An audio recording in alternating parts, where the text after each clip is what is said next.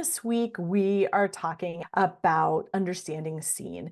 And it is such a great topic because it's craft rich, but also sometimes little understood. I think I am surprised how many people have written entire books or multiple entire books without being able to firmly identify what even is a scene. So we're going to talk about that. So our objectives for this week are to define what a scene is and how it works in fiction and memoir, understand the 6 parts of a scene, just like we talked about the 7 key scenes in a story as a whole. We're going to talk about the 6 key parts of a scene today.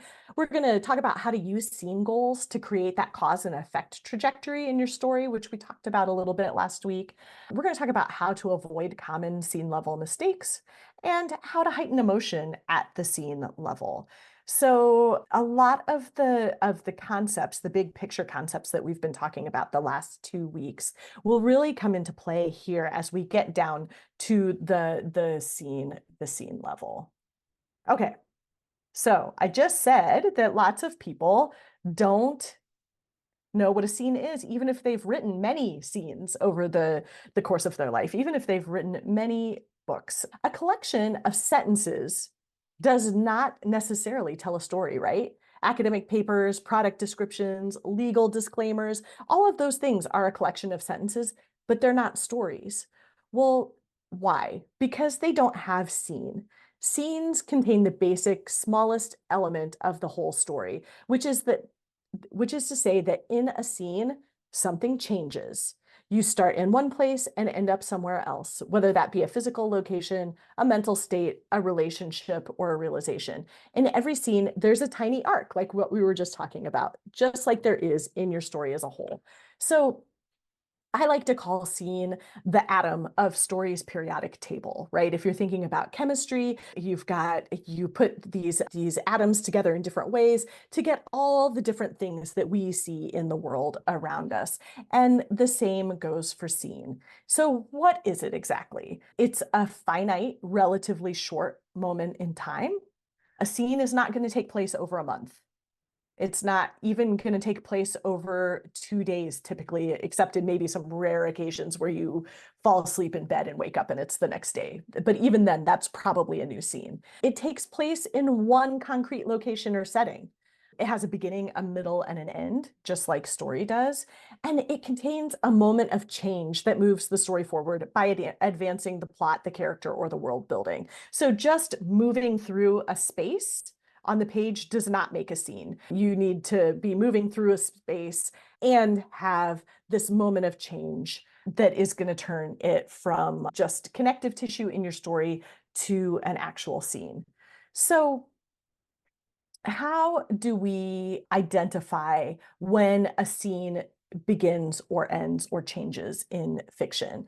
The point of view character leaves one location for another.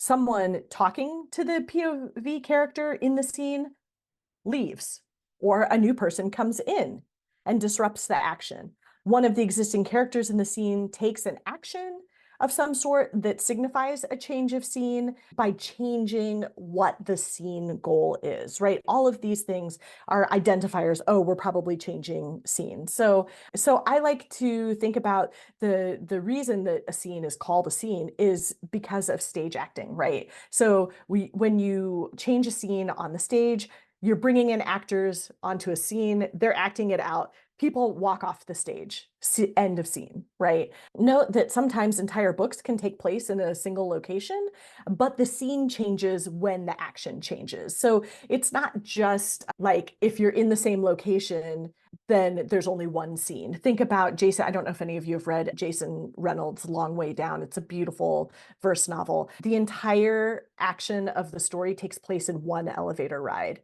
But there's certainly more than one scene in that elevator ride, even though he's in one place for the duration of the story. So imagine this. I am at a coffee shop having a cappuccino. If I finish my coffee and leave the coffee shop, that's the end of the scene. If the friend I'm having coffee with leaves, so I get my phone out to check the news, that's a change of scene. If my boyfriend walks into the coffee shop and I was supposed to be at work, that's a change of scene. if my boyfriend walks in and starts fighting with the barista, and then I put my phone down where I was reading the news and I go to break up the fight, that's a change of scene. So we'll have many references to this coffee shop scene that I'm kind of setting up in the class today. So yeah, so we're starting to get an idea of what a scene is. So there are also different types of scenes. I particularly like Lori Albert's definition of the six types of scene from her book Showing and Telling, which I think they have.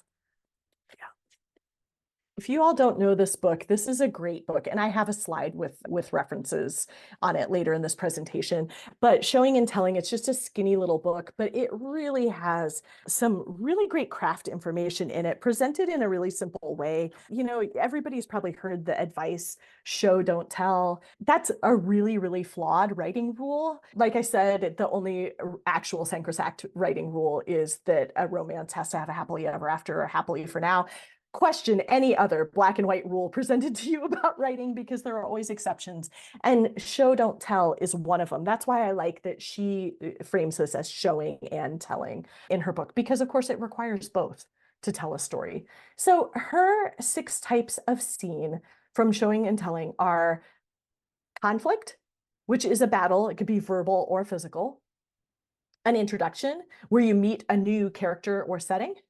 A turning point, which is a change in the character's action or emotion. You heard me referring to the items from the tentpole scenes outline as turning point scenes, because those are moments when there's a big change in the character's action or their emotion on the page. Suspense scenes, scenes that raise questions that won't be answered until later.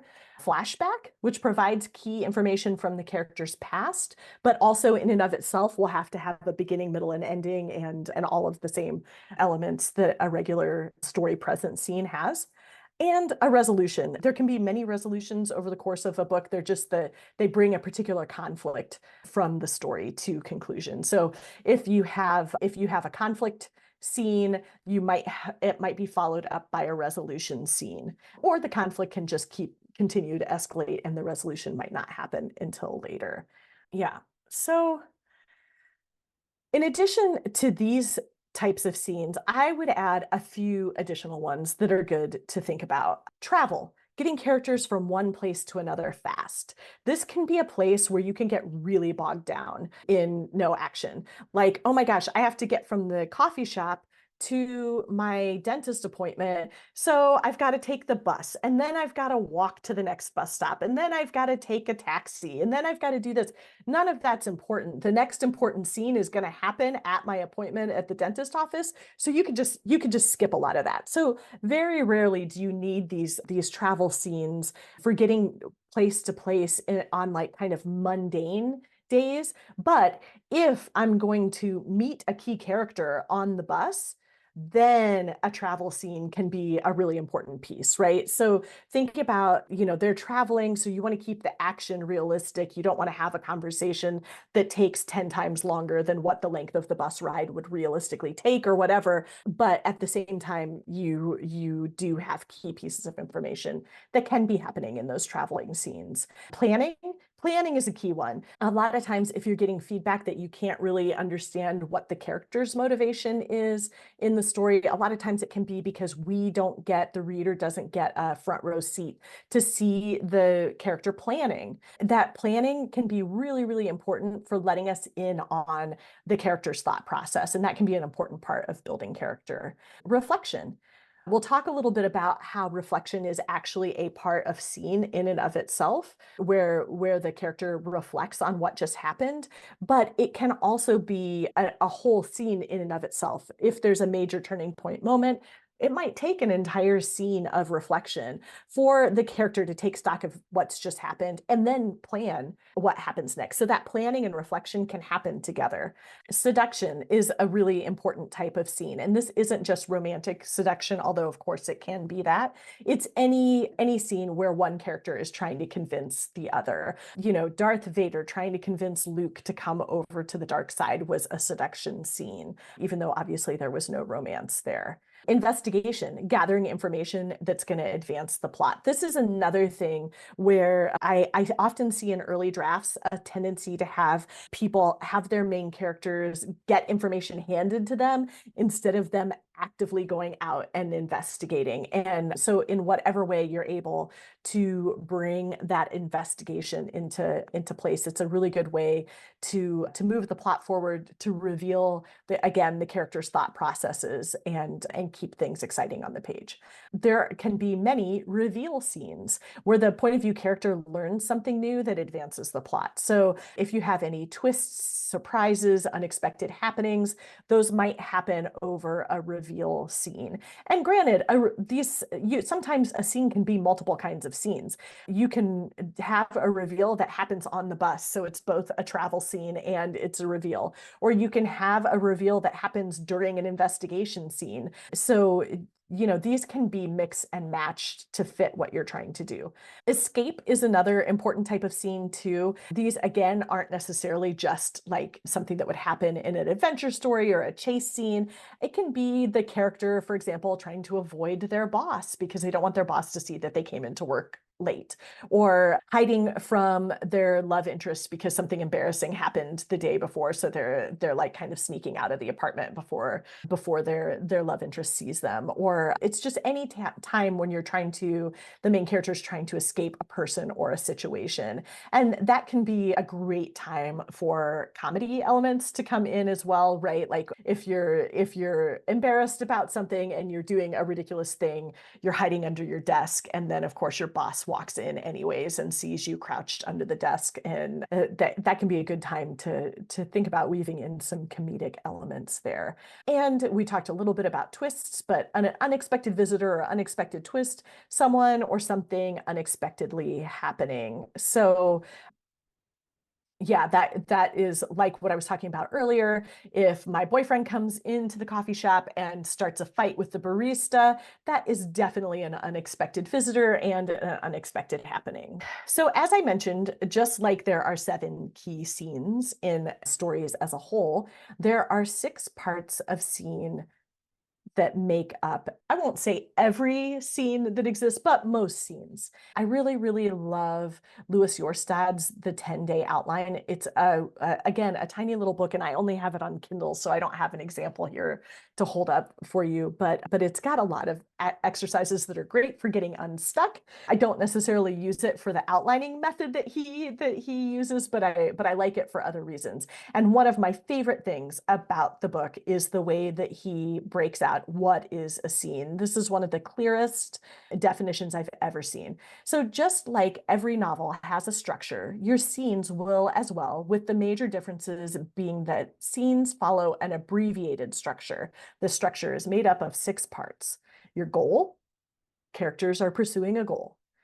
They face challenges, these conflicts that stand in their way while they're trying to achieve that goal. There's some sort of outcome, either positive or negative. The character reacts to that outcome in some way. They reflect and consider their options going forward, and then they make a decision of some sort. And that, of course, becomes the new goal for the next scene. And then the cycle begins over again. So this is very, very much like something that you might recognize from, like, even going back to Dwight Swain, the idea of scene and sequel. The first three items are the scene and the last 3 are the sequel. But I prefer to quote Louis Jorstad because I don't really like Dwight Swain. But so just a few things to keep in mind. A character doesn't have to achieve their scene level goal in order for you to have a strong scene. In fact, they won't. It would be boring if everything they tried to do they achieved. Your story would go like pretty quickly from beginning to end without all the twists and turns that make it interesting. So you want to make sure that there is something standing in the way of them achieving each little micro scene goal, and that decision that they make at the end kicks off a chain of cause and effect events. So sometimes those failures or those unexpected outcomes are what really pivots the character to a surprising new goal and creates a lot of the tension and unexpected surprises that happen in story. So even if your characters do achieve the scene goal that they set out to achieve, there can always be unintended consequences too. All of these things are around creating maximum tension and complexity in your story, right? Okay, so if you're looking at this and being like, oh no, it's another formula that Julie's presenting to us. Of course, if every scene had the same six parts in the same order, in the same number of words over and over again for 300 pages, reading the book would be agony. It would be awful.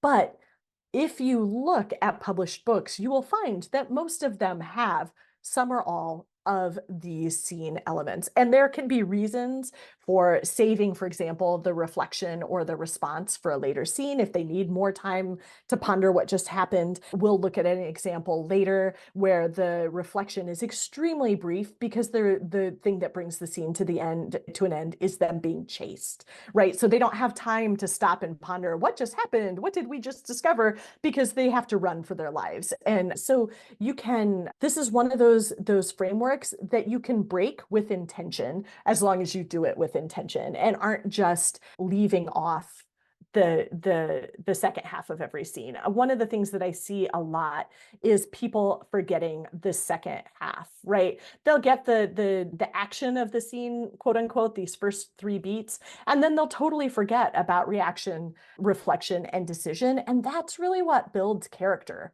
So even if you're resistant a little bit to the idea of checking the box of six parts of scene for each scene, give it a whirl and try different ways of achieving it, because I think what you'll find is most scenes in published books, whether the authors were conscious of doing it or not, have these six pieces, these six parts of scene.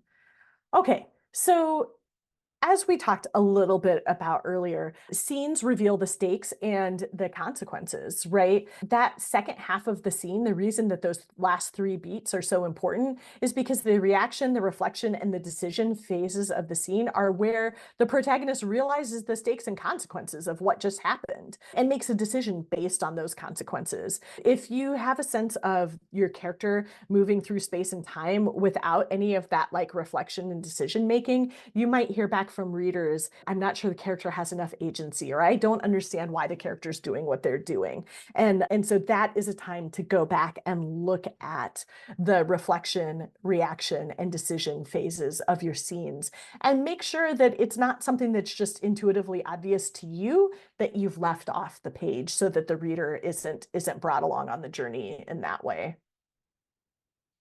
Okay, so scene is also the basic unit where we start to establish the cause and effect trajectory of our stories. Okay, so you know that you have a story goal for the story as a whole, and then the scene goals are hopefully with some twists and turns and some bad decision making and that sort of thing that makes sense to have happen along the way.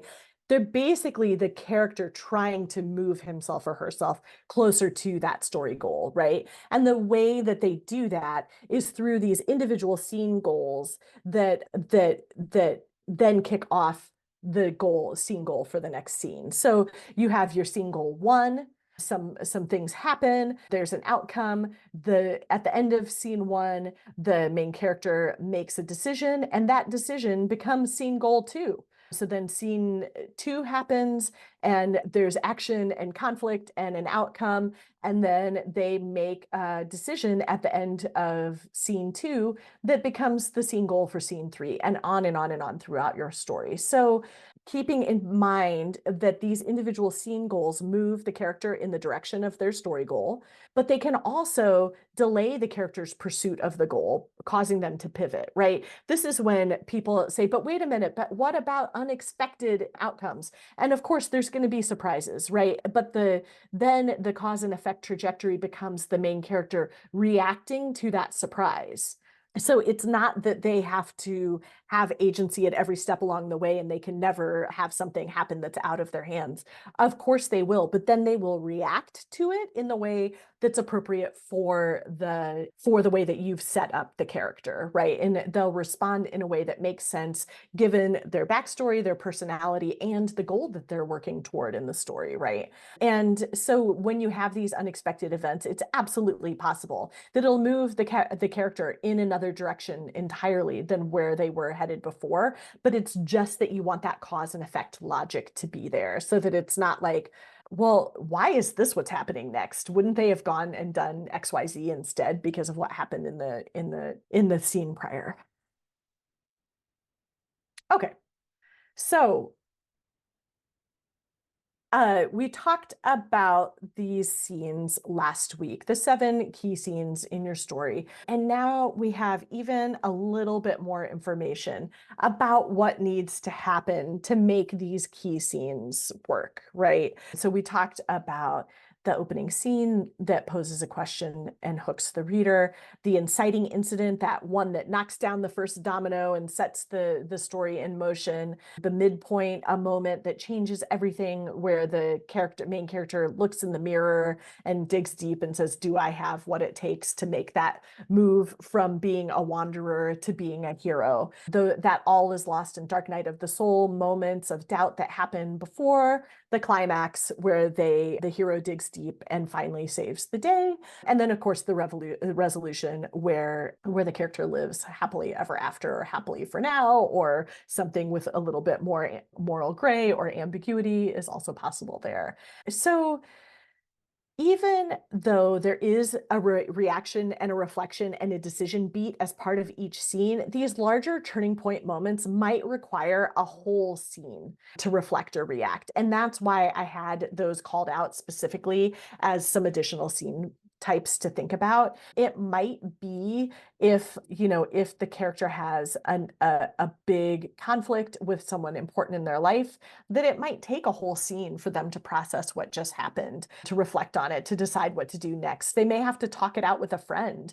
They may have to, call their therapist, write in a journal, do any number of things that as they try to process what happens and decide what happens next. So that's something to keep in mind with these key turning point moments in your story.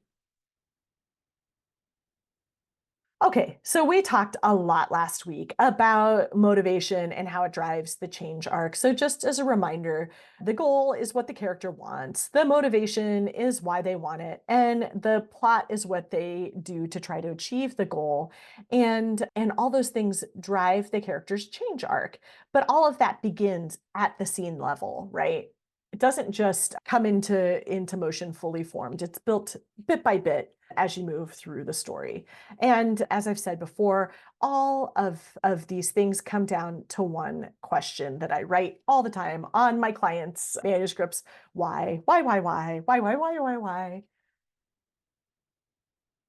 So when you go back next time to revisit the things that you created from the reverse outlining course, start to look at how you can incorporate the cause and effect at the scene level. So this is something that you can look at in your inside outline. It's something that you can start to see when you look at the connective tissue between your tentpole scenes. It's something that you can start to try to capture in the synopsis. When you get to the point where you're ready to pitch and you're asked to provide a synopsis, one of the things that the agent or editor is going to be looking at when they look at your synopsis is whether the story logic is there, that cause and effect trajectory, whether it seems logical, whether you've said, thrown something in there like main character gets chased by a Tyrannosaurus Rex, and they're like, why on earth is a T-Rex in this story? You don't want to drop anything like that in as a complete surprise when you're working on your reverse outline. So this is a really good technique for just shoring up your story logic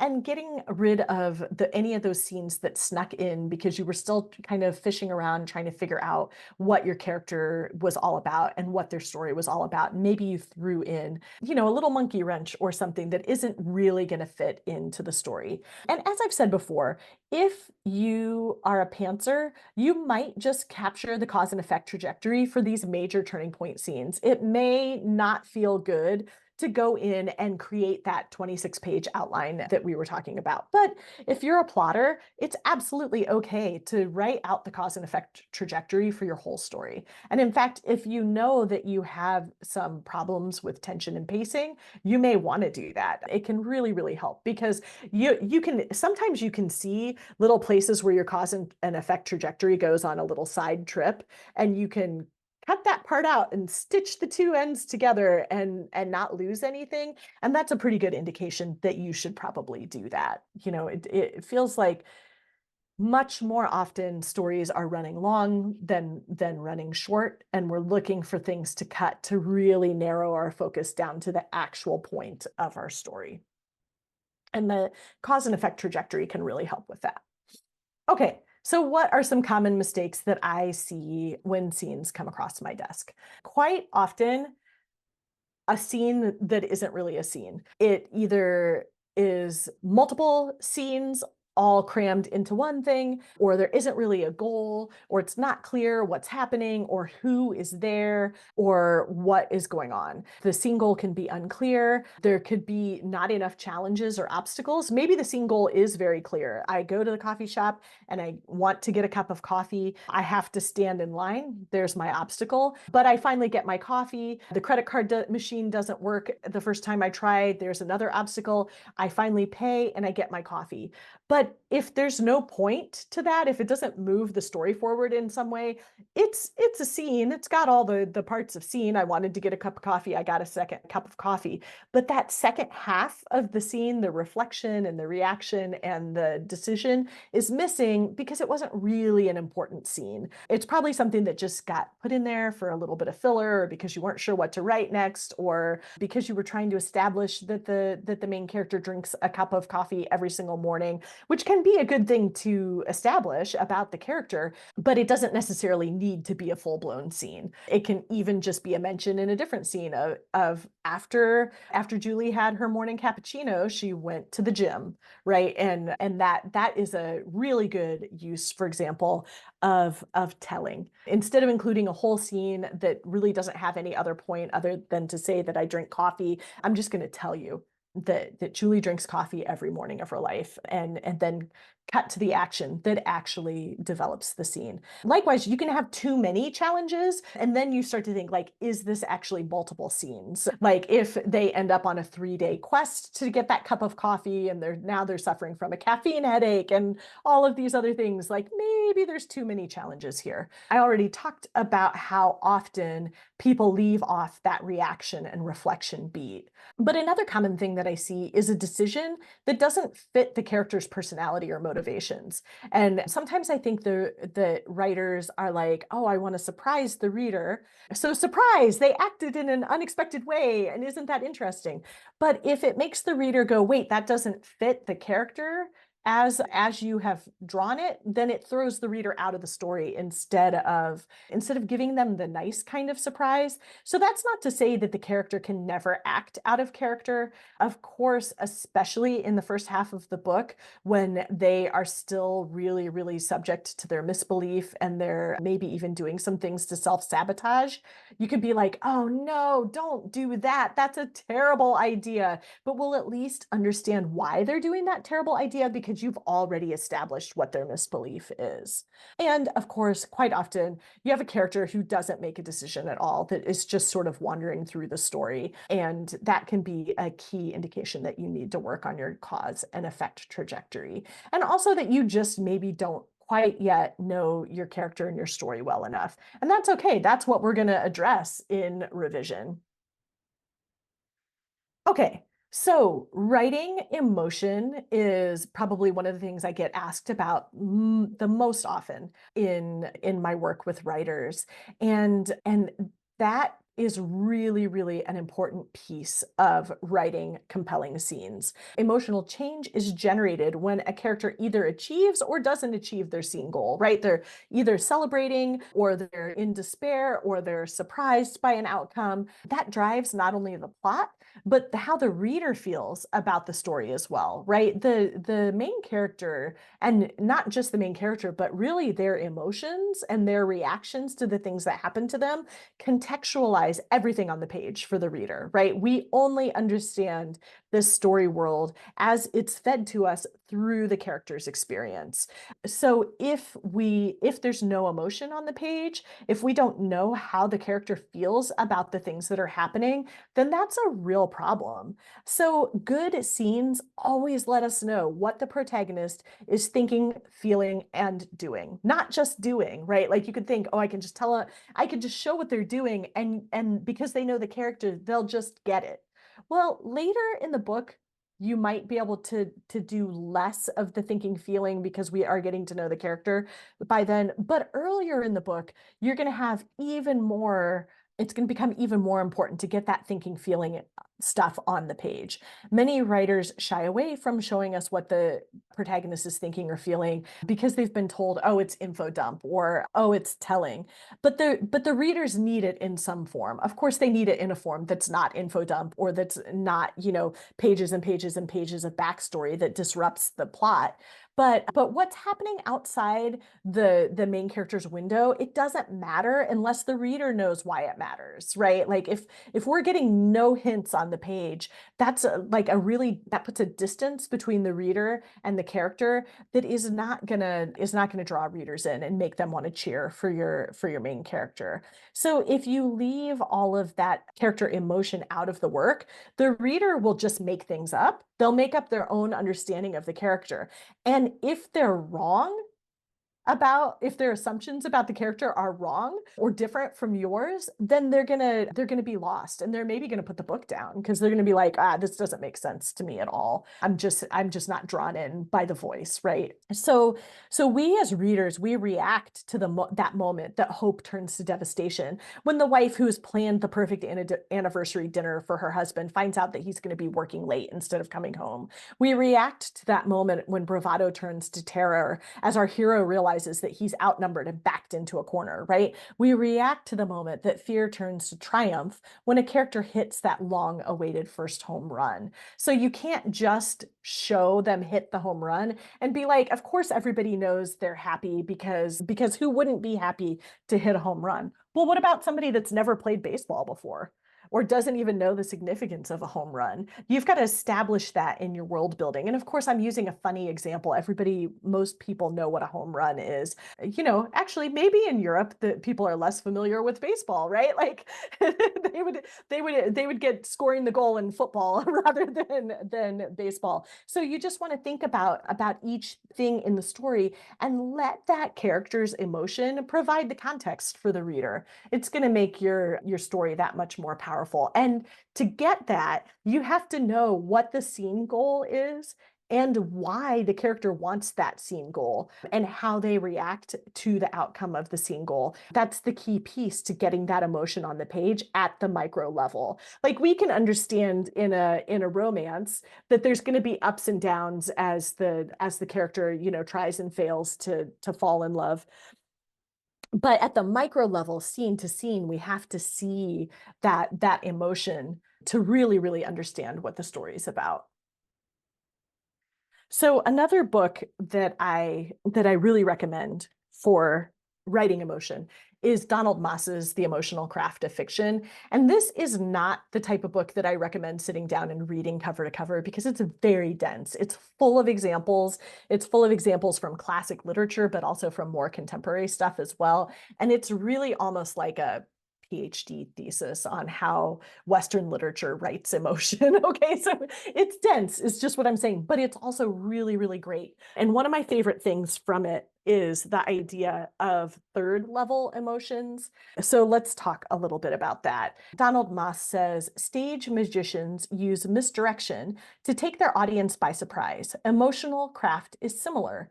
Artful fiction surprises readers with their own feelings, right? Not just the character's feelings, but the reader's own feelings. Donald Moss defined third level emotion as the emotion that lays underneath the expected emotion. So digging into these underlying emotions surprises the reader, reveals deeper character, and generates emotion in the reader, not just in the character on the page. Because the point of emotion on the page is not just to show perfectly how the character is feeling, but to elicit a response in the reader, right? We come to story because we want to feel something. We want to be moved by the words in some way. And that can be, we can be moved the same way that the main character is, or we could be moved in opposition to that main character, depending on what the story is about. So I really love this idea of third level emotions. And here is a high level example, because this takes a little while to get the hang of. So imagine that your character is feeling angry because they just got a speeding ticket, okay? That anger is the top level expected emotion. Most people, if they get a speeding ticket, they're going to feel angry. So that's expected. If you want to get at the unexpected, the specific that's going to reveal your character, then you've got to go a little bit deeper than that. What if they are also feeling anxiety because it's their second parking ticket this month and they don't know how they're going to pay the fines? That anxiety might be interesting to poke at on the page, right? And it might also ramp up or escalate that anger to the point where they're having an outsized reaction to getting a $25 parking ticket, but they might feel shame because they've been mocked about these parking tickets. They've been mocked about their bad luck with parking tickets in the past. So all of these things are things that could be simmering underneath that top level emotion of anger. And so understanding those unexpected things, you don't expect a big shame response from getting a parking ticket. But if that is the character's reaction, and if you have seeded their backstory in a way that makes that make sense, then you're deepening your character experience with that third level emotion. So the key is to dig up an unexpected emotion that's laying underneath the expected emotion, that's specific to your character's motivation and backstory. And that's just a little bit more interesting than just having the character be angry about a parking ticket. So think about these emotions. If this is the emotion that every single character, when confronted with this situation, would feel, okay, that's a start. That means you've come up with a real human experience. Then dig deeper. And how can you make it specific to your character? Because that's always where the magic is going to happen, right? Is that specific? Okay. So when you're doing all of this scene level work and you're working on your outline and all of this stuff, this is just a note to remind you to leave room for detours. Some detours are normal, some will get edited out later, but some of them can lead you in unexpected and delightful new directions. So don't feel like, I'm halfway through the first draft of my novel. I have now made a perfect cause and effect trajectory in an inside outline, and I will not change it, even though the character is screaming at me, go to the coffee shop, go to the coffee shop, go to the coffee shop.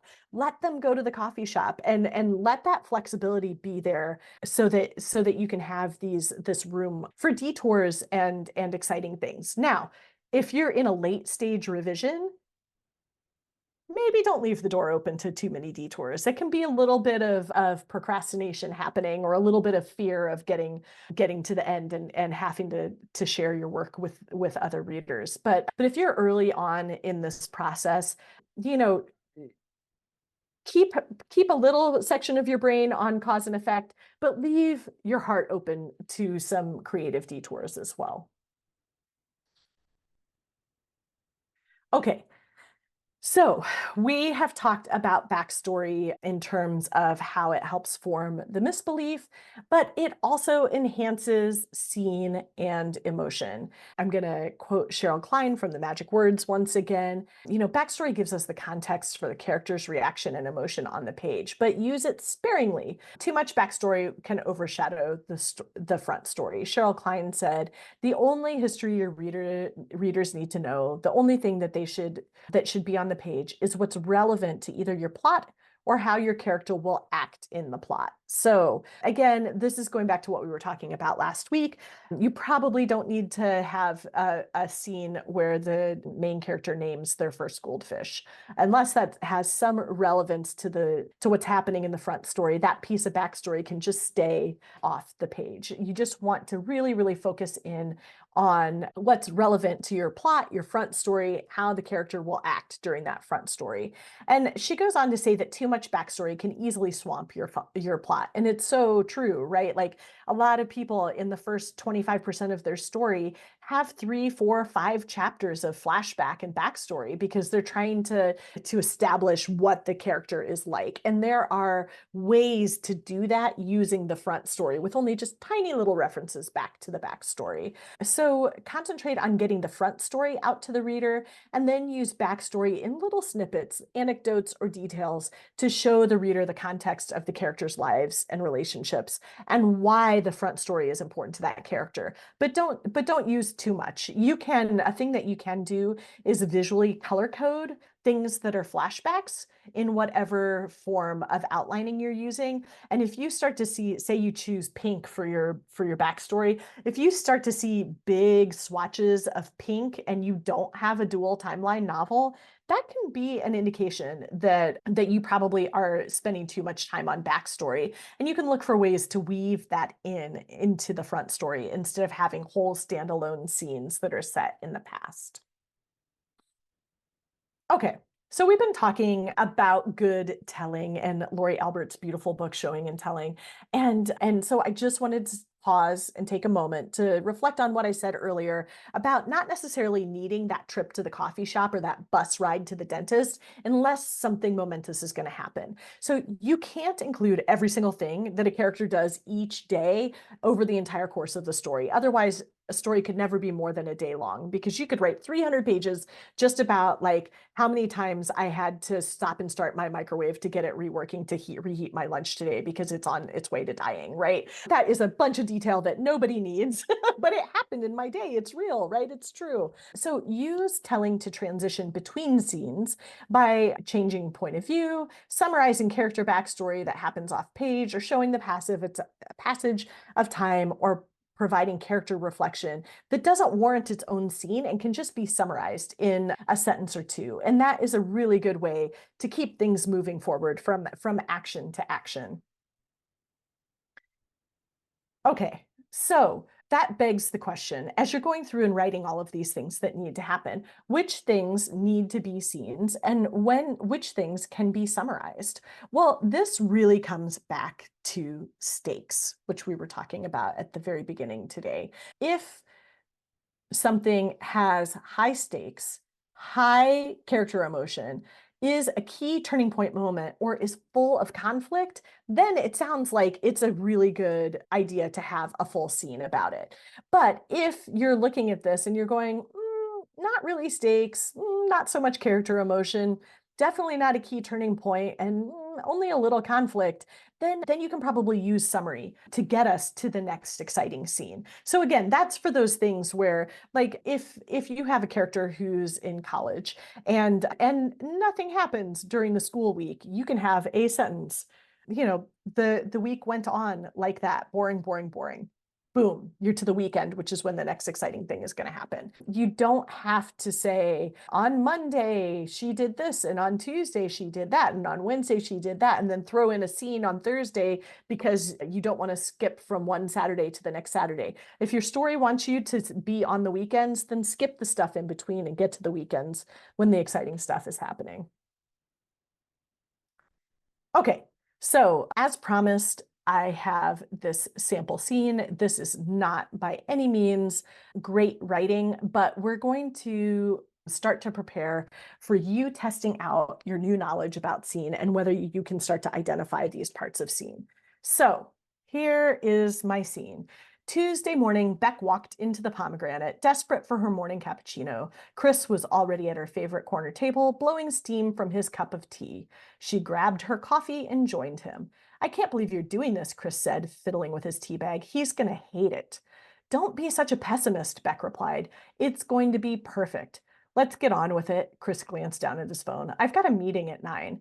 Well, I thought you could help me with some family photos and maybe a couple of gift ideas. Beck wanted this to be a birthday to remember. You only turned 30 once, right?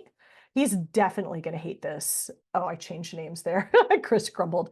Beck fixed him with her winningest smile. His brother couldn't resist her, and neither could Andy. Before she'd finished her coffee, she had almost everything she needed to plan the perfect surprise party. She leaned in to kiss Chris's cheek when a loud voice stopped her in her tracks. What the hell are you doing here? Beck straightened, cheeks flaming, as Mark's fist connected with his brother's unshaven jaw. Well, shit, Beck sighed. She had a lot of explaining to do. Okay, this is obviously a very, very short scene, but we get an introduction to a new character, which is Chris, the boyfriend's brother. We get dialogue that isn't too telly. There's a sense here that we're jumping in medias res to an existing relationship, right? This is the first time the reader has met Mark's brother, but it's not the first time that Beck has met Mark's brother. So we get a sense of that. They don't say, hey, Chris, I really like your long curly brown hair and green eyes, because they wouldn't have talked. They've known each other for some period of time and they wouldn't talk that way. So it just drops in right in medias res and they get on with the scene. This is a classic seduction scene. Of course, the funny thing about this is that the boyfriend clearly thinks that there's some seduction going on that's not going on. And all that's really happening is Beck is trying to convince her boyfriend's brother to help her plan a birthday party. We summarize key pieces like the party details because we don't really care about that. What's important is what comes next, which is the boyfriend arrives and punches his brother, which of course ends the scene. And Beck's reaction is very, very short because this guy's just gotten punched in the middle of a coffee shop. We know that she has a lot of explaining to do, and we can intuit that that's going to be the goal of the next scene, that she's going to have to explain to Mark that she wasn't cheating on him with his brother. She was planning a surprise party, which has the added tension of probably ruining the surprise party too, which we already understand that he was probably going to hate. Okay, so does everybody have a scene from one of their comp titles or from their own work? What I would love for you to do is to get that scene out and see if you can identify the parts. I'm going to put the 6 parts of scene on screen, and I just love for you to take 5 minutes and look at your scene and see if you can identify all the parts. This is the type of thing that you'll want to do multiple times to really internalize the process.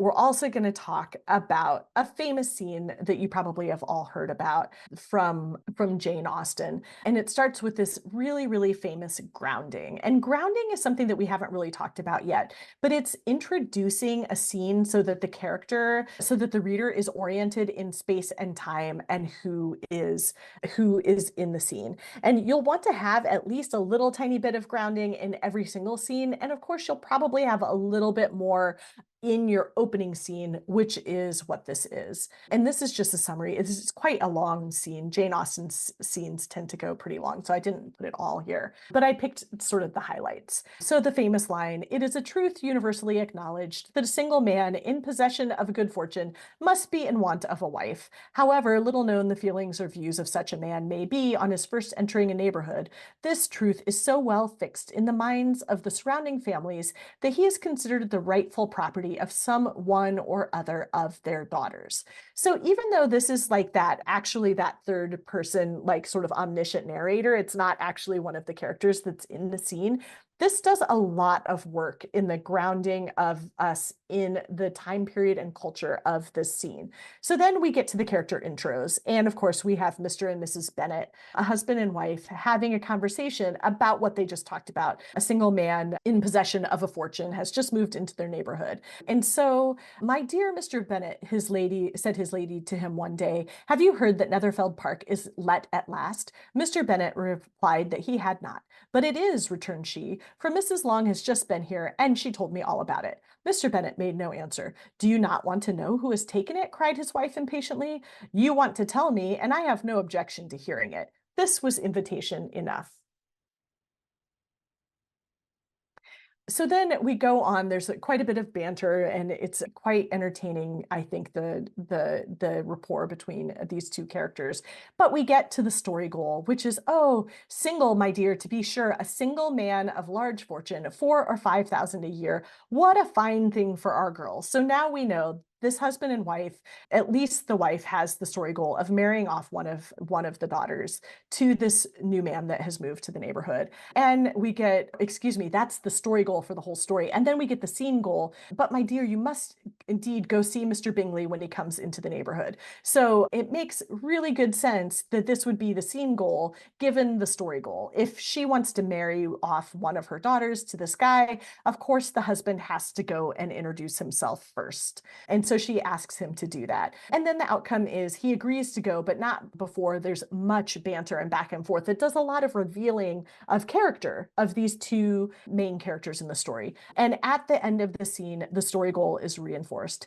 Mr. Bennet was so odd a mixture of quick parts, sarcastic humor, reserve, and caprice that the experience of 23 years had been insufficient to make his wife understand his character. Her mind was less difficult to develop.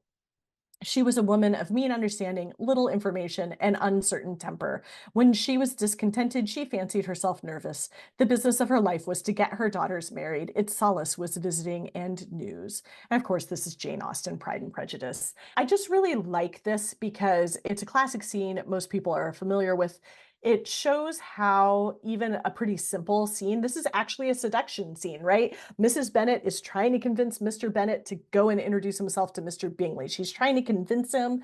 That is the classic seduction scene. But look how much voice is revealed in just this short space. We have an idea of the story goal, we have an idea of the scene goal, and we know what the outcome of the scene is. So we can all hope that we will have scenes like this that can do all of this in relatively short space. So, Kim, do you have a question, or is your hand just still up? I I just noticed I it. Sorry. I did. So I when I was analyzing my scene, I too did not have I had all the other pieces except for the decision. And so the question is, you were talking about how you're not going to have all the elements all the time in every single scene, but is it kind of, do we have to sort of ingrain in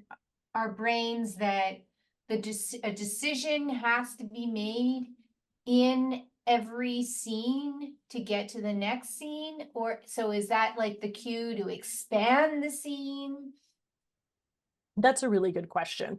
So the decision is, I think, one of the hardest parts because so many times in life, we don't walk out of a scene with a clear decision about what's going to come next. We have a reaction and we maybe even have a reflection. And sometimes that reflection is enough. So what I would just make sure of is if you have a reaction and a reflection in most of your scenes, it may be that the decision is implied by the reflection. It may be that the decision isn't made until the beginning of the next scene, which can be really effective to create that sense of cliffhanger. Like, I've got to turn the page to find out, oh my gosh, what are they going to do next?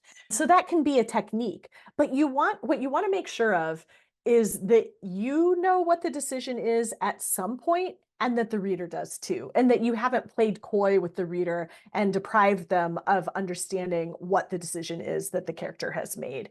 So this is a good time to look at the next example because it's a scene that, because it ends in action, does not have a clear decision. You guys all have access to the document that I'm about to open. It's in your materials for this week, and it's just a handy little handout that I made to go with this presentation to just sort of further the learning.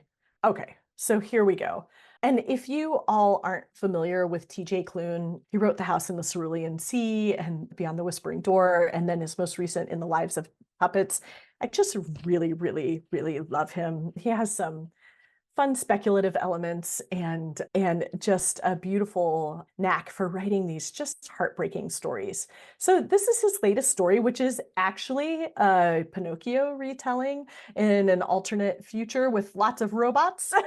Which sounds kind of strange, but it's really quite a heartwarming book. And at its core, it's really about fathers and sons. So you can see here on the screen that I have printed out pages from this opening scene and then color coded them with highlighter. And then I've put some additional notes in hot pink, which hopefully you can see. And like I said, you've got this in your course materials for this week too. So this is actually the first chapter after a brief prologue that is from the father's point of view. Okay. 5 years later, not much had changed. Rambo was still anxious. Nurse Ratched still threatened to play with his corpse. Vic was used to it by now. Vic squinted up at the top of the metal heap, his shoulder-length dark hair pulled back and tied off with a leather strap. He tested the weight of the rope. He wasn't heavy, but he had to be careful, his father's voice a constant in his head, even if he worried too much. After all, Victor was rail thin. Dad constantly after him to eat more. You're too skinny, Victor. Put more food in your mouth and chew, chew, chew. The magnetic camming device seemed to be holding against the top of the heap. He brushed his forehead with the back of his gloved hand to keep the sweat from his eyes. Summer was on its way, but it still held on with dying bursts of wet heat. All right, he muttered to himself, just a little higher. No time like the present.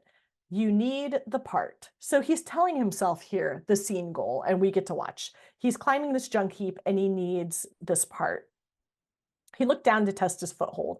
If you fall and die, I will perform the autopsy, Nurse Ratched called up to him. The final autopsy report should be available within 3 to 5 business days, depending on whether you are dismembered or not. But as a courtesy, I can tell you that your death will most likely be caused by impact trauma. Oh no, Rambo moaned, his sensors flashing red. Vic, don't get dismembered. You know I can't clean up blood very well. It gets in my gears and mucks everything up. Engaging empathy protocol, Nurse Ratched said, the monitor switching into a smiley face, her eyes and mouth black, the rest of her screen yellow. The hatch on her lower right side slid up and one of her tentacle-like arms extended, patting the top of Rambo's casing. There, it's all right. I will clean up the blood and whatever other fluids come from his weak and fragile body. He will most likely void his bowels, too. He will, Rambo whispered. Yes, the human sphincter is a muscle, and upon death, it relaxes, allowing waste to vacate the body in a spectacular fashion, especially if there's impact trauma. Okay, so we're getting right off the bat this kind of otherwise throwaway interaction between two of the side characters, but these are two main characters, and we're learning a lot about them in this opening scene in action. We know exactly what Vic, the main character, is doing. He's climbing this heap, and they're having the conversation below. So it's really an expert use of character development layered into action, which wouldn't happen in quite the same way if they were all just sitting around a kitchen table having a conversation. The fact that they're in action is important here.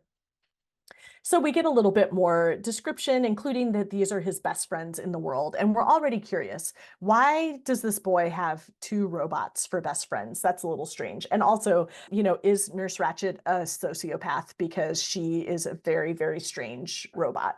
So this particular scrap heap was one of the most hazardous and was already swaying as he climbed. He'd take his time working out scrap around the circuit board, letting it fall to the ground. Such effort required patience. The alternative was death. So here are our stakes. This is dangerous, this thing that he's doing while the robots are bantering. And it's reinforced by their banter, right? They're talking about him dying and falling to his death, which just reinforces that this is a really dangerous thing that they're doing. Vic, Rambo cried, don't go. I love you. You're making me an orphan. Again, just more voicey stuff. So here are the obstacles through the whole middle of the scene. He's climbing up the rope. It's hard. His muscles are burning with exertion. The higher he gets, the more it's kind of shifting around. Bits of metal glinted in the sun as they fell around him. So we're getting this sense of he's trying to do this thing and the stakes are death. And it's hard. They continue to banter on. And then here's an important thing. While this is going on, we get an idea that there's this antagonist off in the distance. The other old ones were further away. He was safe. So there's this kind of moment in many beginnings of scenes where you get a clue of what the main character has just said, that actually the opposite is true. It's that moment in fantasy when the main character says, "I don't believe in magic," or "magic isn't real," and you know that they're going to discover that they live in a magical world. Or the moment when the main character in a romance says, "I don't believe in love. I'm fine being single forever." And you know then that the point of the story is going to be that they're going to find love. So this moment when he says he was safe should be a pretty good flag to the reader that he's not safe. And as we go on, we see the stakes escalating in this scene. He's the heights, he's pretending the heights aren't bothering him as he climbs higher. He's hoping that he's going to be able to easily get the piece out that he's trying to take from the junk heap, but he can't get it out. So he's really struggling. And then pieces are falling down, and the robots are calling up to him. "You missed Rambo. Try harder next time." Again, this kind of funny voice, even though it's a little bit of a tense scene. So Vic startled when the circuit board shifted the next time he gripped it, his eyes widening. He pulled. It gave a little. He pulled harder, careful not to squeeze too tightly to avoid damaging the board. It looked intact. Dad was going to be happy. Well, he'd be pissed if he found out how Vic had gotten it, but what he didn't know wouldn't hurt him. And then he gets the piece out. So here's our outcome. "Yes," he said. "Yes, I got it." And so then they're very happy. And then, after just a little bit of conversation, a horn blasted deep and angry. It echoed around the scrapyards, the sound causing the metal heap to vibrate and shift. Vic knew that sound. He leaned over as far as he could. An old one rolled toward them, sirens blaring, the crane swinging back and forth. It crashed into the piles of scrap. And so here is the antagonist arriving, and that signals the end of the scene, right? So because it's in action, we actually don't have really any time for him to reflect on the fact that he actually got his part. All we get is Vic felt the blood drain from his face as he whispered, "Oh no." So this is an example of exactly what we were kind of just talking about. We don't get a decision. We don't know what's going to happen next, because literally what he's got to do is climb down that scrap heap and escape with his life, because he's about to be chased by someone that we know is the bad guy. So you don't always have the opportunity to have that really, really clear cut and dry decision in your story.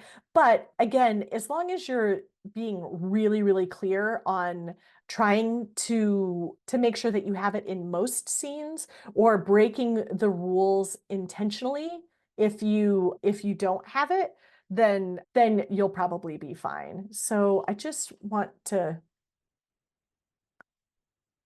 go back to my slideshow just for the last couple of things here. So when you're looking at these stories and trying to evaluate scene, you want to look at, can you identify the parts? Can you tell what kind of scene it is? Can you tell how it moves the story forward? Can you start to see the cause and effect trajectory? Can you see the cause and effect trajectory breaking down because of some of these things that we've talked about, like changing point of view or changing timeline? Does it all make sense? Is it logical? Would the characters really behave that way? Is there a problem that we get to watch being solved? Is there a desire? Is there a conflict? Does something change? Does one thing drive to the next? And does the scene have a point? And if you can start to answer these questions as you're reading, you're going to start to internalize it into your writing as well. And that's what we really want you to be able to do, so that you can write these scenes with confidence. So the key takeaways today: scene is the smallest unit of story. Scenes are made up of 6 parts that drive that cause and effect trajectory. There are 7 key scenes in most stories. Scenes can be used to heighten emotion, reveal character, advance the plot, and flesh out world building. Avoiding common scene level mistakes will strengthen your stories. So I said that I was going to have some online resources. The first one is a set of links that you can look at for other stuff online. And then the second one is those 3 books that I talked about today: The 10-Day Outline by Louis Jorstad, The Emotional Craft of Fiction by Donald Moss, and Showing and Telling by Lori Alberts. But I also have a bonus one that I didn't really have time to talk about today. If you really want a deep dive, it's Meander, Spiral, Explode by Jane Allison. And it, again, sort of like Emotional Craft of Fiction, it's a real philosophical deep dive into how you can use scene level writing to expand and contract pacing and passage of time and stuff in your fiction. It's really a fascinating, it's definitely like a craft wonk book. Like if you're still thinking like, oh, I'm a little bit intimidated by scenes, you might not want to jump into that one. That's like the grad level deep dive into she's a long time writing instructor and really likes to get nerdy on that craft stuff. So, but it is a really interesting book and talks a lot about how some of the things that we understand about story come from a kind of patriarchal view of things and how, we as women can subvert some of that in our writing. So it's an interesting book.